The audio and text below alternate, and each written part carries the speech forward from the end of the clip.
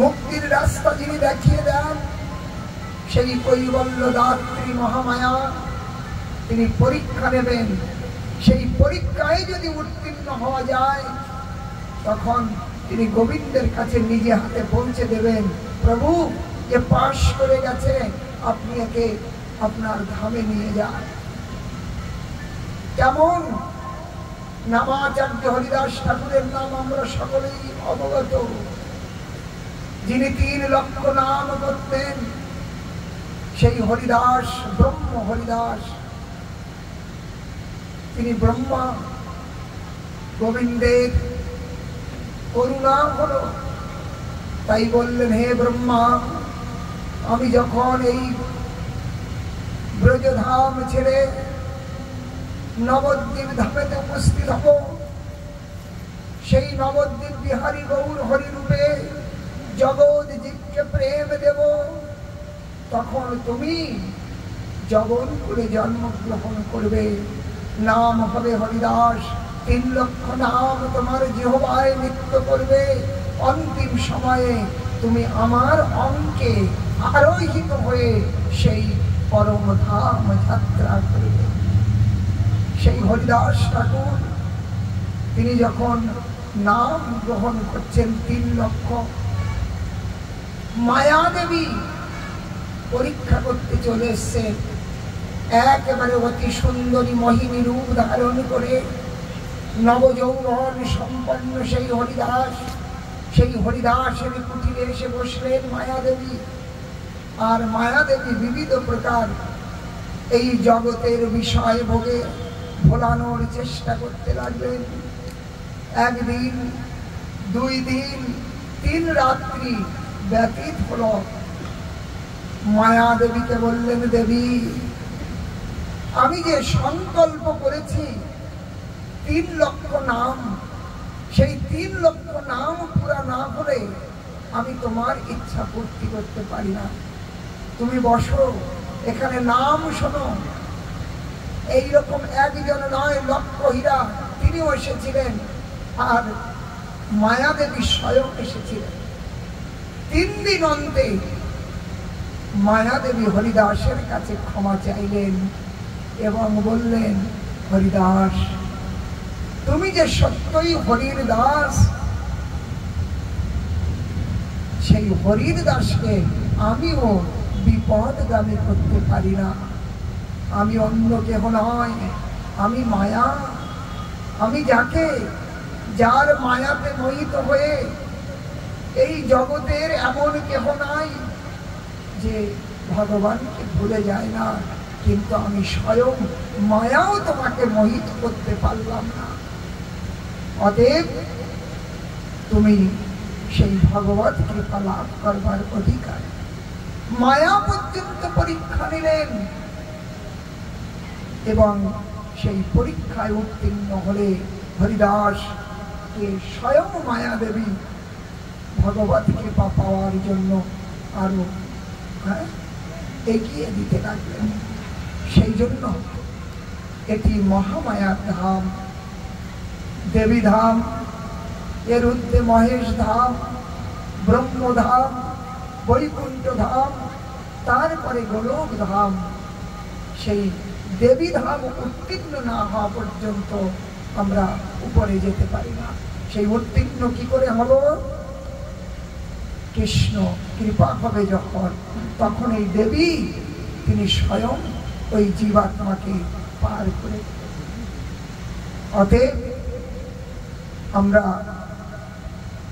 এই দেবী রূপে তিনি ভগবানের সেবা করছেন। যখন গৌর সুন্দর বাল্যলীলা করছেন নবদ্বীপ ধামে, সেই ছোট্ট ছোট্ট কুমারী গঙ্গা পূজার সজ্জ নিয়ে আসতেন, আর মহাপ্রভু সকালের নিয়ে স্নান করছেন। আর যে সেই কুমারীদের বলছে, দেখো আমাকে পূজা করো, আমি দিব ইষ্টবর, আমাকে পূজা করো। যে গঙ্গা পূজার সজ্জ সব এনেছো, নৈবেদ্য এনেছো, আমাকে দাও, আমাকে পুজো করো, আমি তোমাদের অভিষ্ট বর দেব। গঙ্গা দুর্গা দাসী মহেশ কিঙ্কর গঙ্গা দুর্গা আমার দাসী, মহেশ আমার কিঙ্কর, আমাকে পুজো, আমি দেব অভীষ্ট বর। কন্যাদেরকে বলছেন, কোন কোন কন্যা তো মহাপ্রভুর সেই আবিষ্ট বাক্যে মোহিত হয়ে মহাপ্রভুকে পূজা করলেন। কেহ বা তাদের পূজার সহ্য নিয়ে পলায়ন করলেন। মহাপ্রভু বললেন, যদি পালিয়ে যাও, হে কৃপণী হয়ে যদি আমাকে পূজা না করো, নৈবেদ্য না দাও, তাহলে আমি বলছি তোমাদের 4 সতিনী হবে, বুড়াপতি লাভ করবে। তারা ভয়ভীত হতেন, না জানি এই ছোট্ট বালক কোন দৈবাবিষ্ট হবে কিনা। তাই তারা পুনরায় এসে আবার মহাপ্রভুকে পূজা করতেন। একেলা ঈশ্বর কৃষ্ণ আর সব ভিত্ত, যারে জয়ছে না চায় সে তৈছে করে নিত্য। এই দুর্গা আমার গোবিন্দের নাম শ্রবণ করে খুশি হন। নবদ্বীপে যে 9টি দ্বীপ আছে, তার মধ্যে একটি দ্বীপের নাম সীমন্ত দ্বীপ।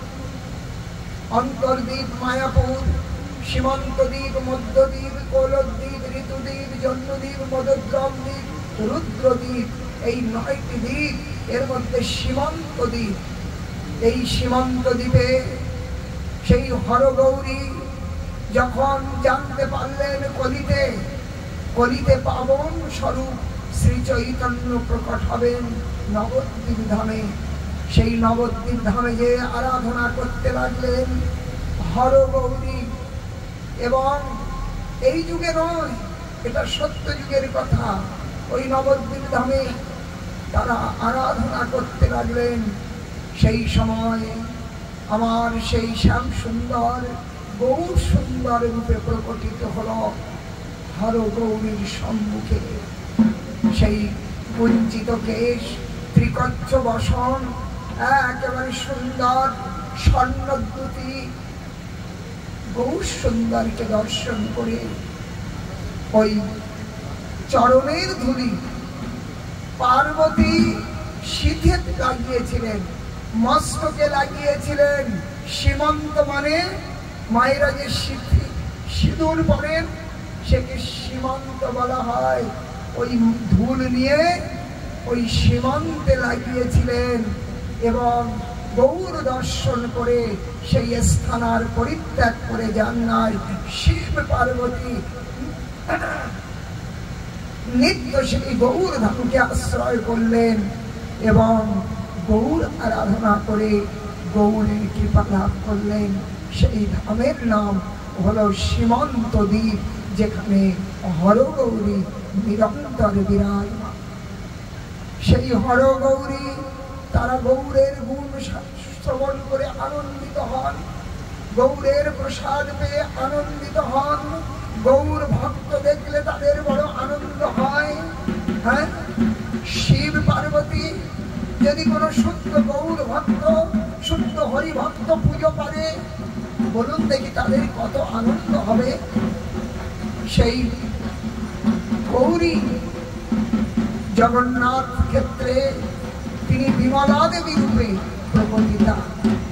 এই মা দুর্গা বিমলা দেবী রূপে এক সময় পুরাণের কাহিনী, নারদ গোস্বামী বৈকুণ্ঠ থেকে এসেছেন।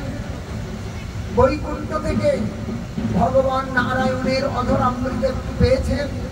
সেই অধরামৃত তিনি আহার করে সেবন করে অত্যন্ত আনন্দিত আহ্লাদিত হলেন, আর ধৈর্য ধারণ করতে পারলেন না। সেই নারায়ণের গুণগান গাইতে গাইতে বৈকুণ্ঠ থেকে কৈলাসপুরীতে অবতরণ করলেন।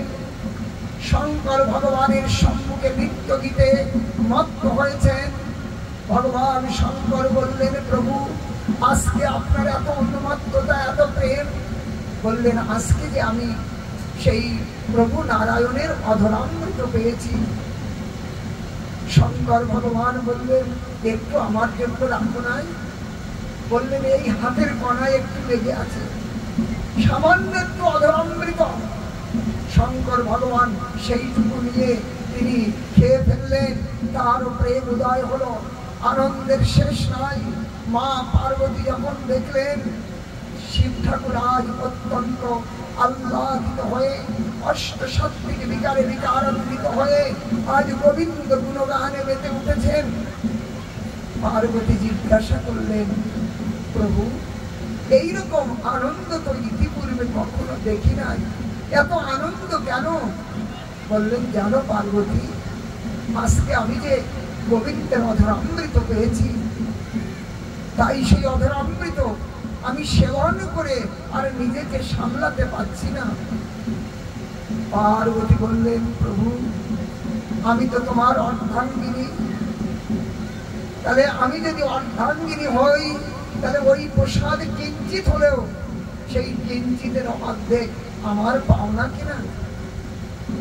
আমার পাওনা তো তুমি আমাকে দিলে না, আমাকে দিলে না তুমি, তুমি একা সেই অধরামৃত সেবন করলে। হে প্রভু, আমি তোমাকে বললাম যদি কেউ তোমার প্রসাদ পায় তাহলে তাহারা হরিভক্তিবিহীন হইয়া। পার্বতী বললেন, আর আমি এই গোবিন্দের প্রসাদ একা নয়, এই জগতের জীবকে প্রদান করে কৃতার্থ করব।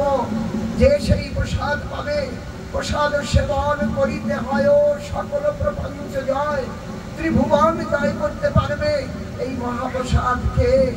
সেই পার্বতী তিনি নীলাচল ক্ষেত্রে জগন্নাথের সান্নিধ্যে যে বিমলা দেবী রূপে প্রকটিত হলেন এবং জগন্নাথের ভোগের পর সেই ভোগ সামগ্রী এই বিমলা দেবীর ভোগ হয়। সেই ভোগ তখন মহাপ্রসাদ রূপেতে আনন্দ বাজারে যায়, আর সেখান থেকে জগৎ জীব সেই মহাপ্রসাদ সেবন করে, যেখানে কোনো জাতপাতের বিচার নাই, যেখানে কোনো এঠো বলে শব্দ নাই, উচ্ছিষ্ট বলে শব্দ নাই, একই জায়গাতে একই পাত্রেতে এক এক নয় কতজন প্রসাদ পাচ্ছে তার কোনো ঠিকানা নাই। প্রসাদকে উচ্ছিষ্ট বললে অপরাধ হবে, ওই প্রসাদকে বাসি বললে অপরাধ হবে। প্রসাদকে কুকুরের মুখ থেকেও যদি প্রসাদ পতিত হয় তবুও সেই প্রসাদের মাহাত্ম্য নষ্ট হয় না। দূর দেশ থেকে আনিত পর্যুষিত মানে বাসি হয়ে গেছে প্রসাদ, দূর দেশ থেকে আনা হয়েছে প্রসাদ, কুকুরের মুখ থেকে পড়ে গেছে প্রসাদ, শূদ্র স্পর্শিত প্রসাদ, কোন অবস্থায় সেই জগন্নাথের মহাপ্রসাদ সেটি উপেক্ষিত হওয়ার নয়। কেন? এটি মা পার্বতীর আশীর্বাদ। যেই খাবেন এটি তার জগন্নাথের পূর্ণ কৃপা লাভ হবে। জগতে যতই প্রসাদের মহিমা থাকুক চতুর্দিকে, কিন্তু জগন্নাথ ক্ষেত্রের মহাপ্রসাদের মহিমা সর্বশ্রেষ্ঠ। এর উপরে আর কোনো মহাপ্রসাদের মহিমা নাই। অতএব সেই মহিমা প্রকট করেছেন এই আমার মা দুর্গা বিমলা দেবী রূপে প্রকটিত। অতএব তিনি আমার গোবিন্দের প্রসাদ পেয়ে আনন্দিত হন, গোবিন্দের গুণগান শ্রবণ করে মা আনন্দিত হন। যদি কেউ মাকে ভালোবাসেন, মাকে যদি সন্তুষ্ট করতে চান, তো মায়ের কাছে প্রণাম করতে যে একবার মাকে শোনাবেন সবাই, হরে কৃষ্ণ হরে কৃষ্ণ কৃষ্ণ কৃষ্ণ হরে হরে, হরে রাম রাম রাম হরে হরে। আমরা গেলাম মায়ের কাছে, হাতটা জোর করে দাঁড়িয়ে আছি, কিছু তো বলবার ভাষা নাই, কি বলবো? আর বললে হয়তো ভেতরে একটু বলবো ছেলেটার এইরকম মা একটু ঠিক করে দিব, মেয়েটার বিয়ে হচ্ছে না একটা ব্যবস্থা করে দাও মা, হ্যাঁ একটু ব্যবসাটা দেখো খুব অবস্থা খারাপ, সোনার দাম এত বেড়ে গেছে, হ্যাঁ একটু ব্যবস্থা করো, এইগুলোই বলবো, তাই তো? এতে মা সন্তুষ্ট হবে? বলে দেখো বছরে একদিন আমি এসেছি বাড়িতে, আত্মীয় তো একদিন এসেছে আর আমার কাছে একেবারে লিস্ট ধরে দিচ্ছে, এটা দাও সেটা দাও ওটা দাও, কত রকম, রেগে যাবে নাকি? মায়ের কাছে চাইতে কেন হবে? মা জানতে পারছেন না? কি আমার অভাব? সেই জন্য মাকে সন্তুষ্ট করলেই মা আপনাকে দিয়ে দেবে, মায়ের কাছে চাইতে হবে না। সন্তুষ্ট কি করে করবেন? মাকে ওই গোবিন্দের নাম শোনালেই মা অত্যন্ত খুশি হয়ে যাবে। হরে কৃষ্ণ হরে কৃষ্ণ কৃষ্ণ কৃষ্ণ হরে হরে, হরে রাম রাম রাম হরে হরে।